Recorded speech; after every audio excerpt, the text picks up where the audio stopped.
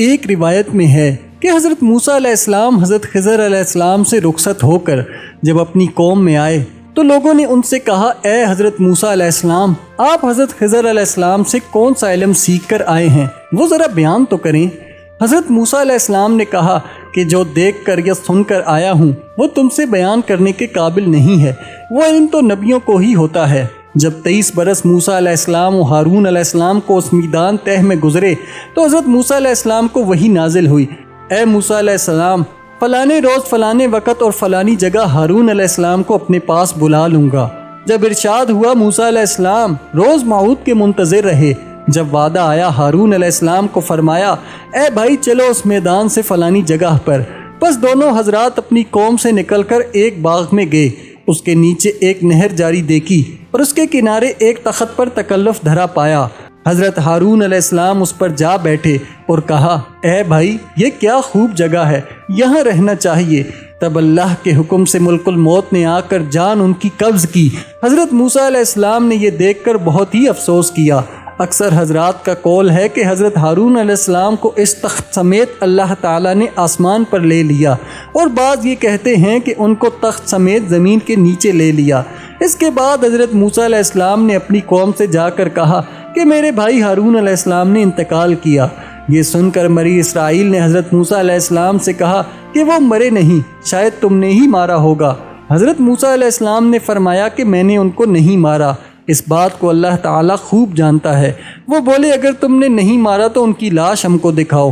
تب حضرت موسیٰ علیہ السلام نے اللہ تعالیٰ سے دعا کی، اللہ تعالیٰ نے آپ کی دعا کو قبول فرمایا اور حضرت ہارون علیہ السلام کی لاش اللہ تعالیٰ نے آسمان سے نیچے اتاری یا نیچے سے زمین سے نکالی۔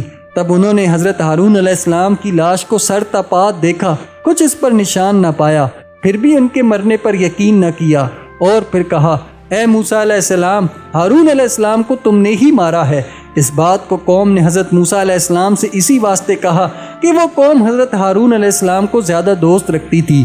پھر حضرت موسیٰ علیہ السلام نے اللہ تعالیٰ سے دعا مانگی، پھر اللہ تعالیٰ نے ہارون علیہ السلام کو زندہ کیا۔ پھر ہارون علیہ السلام نے زندہ ہو کر اپنی قوم سے کہا کہ مجھے میرے بھائی نے نہیں مارا، میں تو اللہ کے حکم سے مرا ہوں۔ اتنا کہہ کر پھر وہ جاں بحق ہو گئے اور اسی وقت غائب ہو گئے۔ تب اس کو یقین ہوا حضرت ہارون علیہ السلام کے مرنے کا۔ پس اس طے میں حضرت موسیٰ علیہ السلام اپنی قوم کے پاس پھر آئے، اور یوشع علیہ السلام ان کے بھانجے تھے، ان کو اپنا خلیفہ بنا لیا۔ جب 3 برس گزرے تو حضرت موسیٰ علیہ السلام کے پاس ملک الموت آئے۔ حضرت موسیٰ علیہ السلام نے پوچھا، ملک الموت تو میری زیارت کو آیا ہے یا روح قبض کرنے کو؟ وہ بولے، میں تو روح قبض کرنے آیا ہوں۔ حضرت موسیٰ علیہ السلام نے فرمایا کہ کس راہ سے تو میری روح قبض کرے گا؟ وہ بولے، تمہارے منہ سے۔ حضرت موسیٰ علیہ السلام نے کہا، تجھ کو معلوم ہونا چاہیے کہ میں نے منہ سے اللہ سے تکلم کیا۔ انہوں نے کہا، اچھا میں آنکھ سے نکالوں گا۔ حضرت موسیٰ علیہ السلام کہنے لگے کہ آنکھ سے میں نے اللہ کا نور دیکھا ہے۔ انہوں نے کہا، اچھا ہم پیر کی راہ سے نکالیں گے۔ حضرت موسیٰ علیہ السلام نے فرمایا کہ میں پیر سے چل کر کوہ طور پر گیا تھا۔ پھر انہوں نے کہا، میں خدا کے حکم سے تیری روح قبض کروں گا۔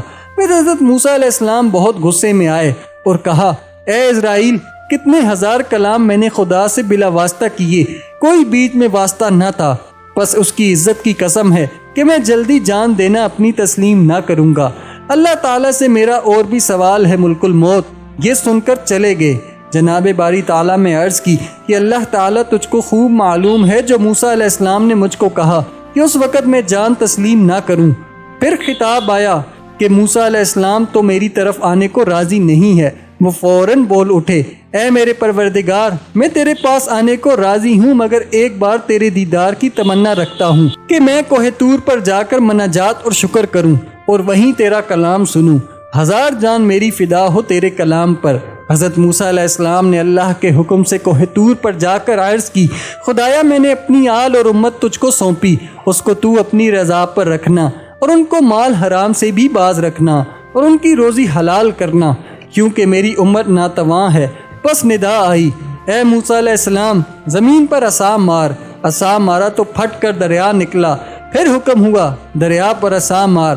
جب مارا تو اس کے اندر سے ایک پتھر سیاہ ظاہر ہوا۔ پھر حکم ہوا، اس پتھر پر عصا مار۔ جب عصا مارا تو وہ پتھر بھی 2 ٹکڑے ہو گیا، اس میں سے ایک کیڑا نکلا۔ وہ کیڑا اپنے منہ میں گھاس لے کر اللہ کا ذکر کرتا ہوا تسبیح پڑھ رہا تھا۔ ترجمہ: اے پروردگار، تو مجھ کو دیکھتا ہے اور میرا کلام سنتا ہے اور جگہ میری جانتا ہے اور روزی پتھر کے اندر پہنچاتا ہے۔ کسی کو محروم اور بھوکا تو نے نہیں رکھا اپنے فضل و کرم سے۔ پس جناب باری تعالیٰ سے ارشاد ہوا: اے موسیٰ علیہ السلام، اور دریائے تحت الثرا میں پتھر کے اندر کیڑے کو میں روزی پہنچاتا ہوں، اس کو بھی نہیں بھولتا، تو میں تیری امت کو کیوں کر بھولوں گا؟ یہ سن کر حضرت موسیٰ علیہ السلام کوہ طور سے خوش ہو کر نیچے اتر آئے اور راہ میں کیا دیکھتے ہیں کہ 7 آدمی ایک قبر کھود رہے ہیں۔ ان سے پوچھا: تم کس واسطے یہ قبر کھودتے ہو؟ انہوں نے کہا: یہ قبر اللہ کے دوست کے لیے کھودتے ہیں، تم بھی آؤ اور اس میں شریک ہو کر ثواب حاصل کرو۔ جب وہ قبر تیار ہو گئی تو انہوں نے حضرت موسیٰ علیہ السلام سے کہا کہ جو صاحب قبر ہے وہ تمہارے قد کے برابر ہے، ایک بار تم اس میں اتر کر دیکھو کہ وہ تمہارے قد کے برابر ہوئی یا نہیں۔ تب حضرت موسیٰ علیہ السلام نے قبر میں اتر کر لیٹ کر دیکھا اور پھر کہا کہ یہ کیا خوب جگہ ہے، کاش کہ یہ قبر میرے لیے ہی ہوتی تو کیا خوب تھا۔ اسی وقت جبرائیل علیہ السلام نے ایک سیب بہشت سے لا کر حضرت موسیٰ علیہ السلام کے سامنے رکھ دیا۔ انہوں نے اس کو سونگا، فوراً جاں بحق ہو گئے اور فرشتوں نے ان کو نہلا دھلا کر بہشت کا کفن پہنایا اور نماز جنازہ پڑھ کر اسی قبر میں دفن کر کے قبر کو چھپا دیا۔ اس لیے کوئی نہیں جانتا کہ حضرت موسیٰ علیہ السلام کی قبر کہاں ہے۔ ایک روایت میں ہے کہ باری تعالیٰ سے ندا آئی: اے عزرائیل، تم جا کر حضرت موسیٰ علیہ السلام کو کہو کہ تم کو حیات دنیا اور منظور ہے، تو پھر بھیڑ کی پشت پر ہاتھ رکھ کر دیکھو کہ کتنی پشم اس میں آتی ہے، اتنی ہی عمر ہم تم کو عطا کریں گے اگر تم یہ چاہتے ہو تو۔ حضرت موسیٰ علیہ السلام نے جب یہ بات سنی تو اپنے دل میں سوچا: آخر ایک بار مجھ کو مرنا ہے۔ تب اسرائیل سے کہا کہ اللہ کے حکم سے اب میری جان قبض کرو، اور حضرت موسیٰ علیہ السلام کی عمر تقریباً 150 برس کی ہوئی تھی۔ بس ان کے حکم سے ان کی جان قبض ہوئی۔ اور بعض روایات میں یوں ہے کہ ملک شام میں جباروں سے فتح کرنے کے بعد حضرت موسیٰ علیہ السلام نے انتقال فرمایا۔